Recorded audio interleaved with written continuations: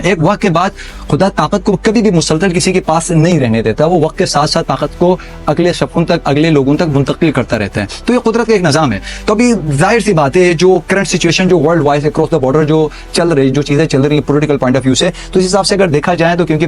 America से भी एक तरह से पावर छीनते हुए नजर आ रही है, तो मगरब से भी यूरोपीय यूनियन से भी जो एक पावर था, क्योंकि यूरोपीय यूनियन जो उसके जो पूरा एक जो इनका सर्कल बना हुआ था, वो सारे कंट्रीज क्योंकि एक एक करके अमेरिका से कट रहे हैं। स्पेशली जो अभी यूक्रेन के साथ जो इनका मामला हुआ, सदर ट्रंप ने यूक्रेन के सदर को बुलाया अमेरिका के अंदर, और बुला के मतलब व्हाइट हाउस के अंदर मीडिया के सामने उसकी एक ठीक ठाक क्लास ली, एक तरह की मतलब एक जाहिर सी बात है, एक सिफारती अखलाकियात होते हैं, कुछ प्रोटोकॉल होते हैं, उन प्रोटोकॉल को उसने फॉलो नहीं किया और सही ठीक तरीके से टिका के उसने लिया, तो मतलब उसकी एक तरह की एक बेइज्जती की और उसने कहा कि तुम बेवकूफ़ हो, तुम कैसे जंग लड़ सकते हो, क्योंकि सारा पैसा अमेरिका का लग रहा है, हथियार अमेरिका आपको सप्लाई कर रहा है, पूरा यूरोपीय यूनियन एक साइड पे और सिर्फ एक रशिया, जितना यूरोपीय यूनियन का टोटल बजट है उसका दुगना सिर्फ एक रशिया का दिफाई बजट है, डिफेंस बजट उतना है। तो जाहिर बात है सदर ट्रंप भी उसका भी बिल्कुल अपनी जगह पे उनके जो पॉइंट ऑफ व्यू है वो कह रहा है कि रशिया आपको कैसे हमला, आपको कैसे मारता है। डोनाल्ड ट्रंप के मुताबिक उसका यह कहना है कि आप रशिया से तेल खरीदते हो, आप उनसे गैस खरीदते हो, आप उनसे दूसरे सामान चीज़ें खरीदते हो, वो डॉलर आप उनको देते हो और उसी डॉलर से उन्हीं पैसों से वो असला बना के वो आपके ऊपर हमला करता है, और फिर जब वो आपको मारने आता है तो उसके डिफेंस के लिए फिर अमेरिका को सामने आना पड़ता है, क्योंकि अमेरिका में उसका पैसा भी तकरीबन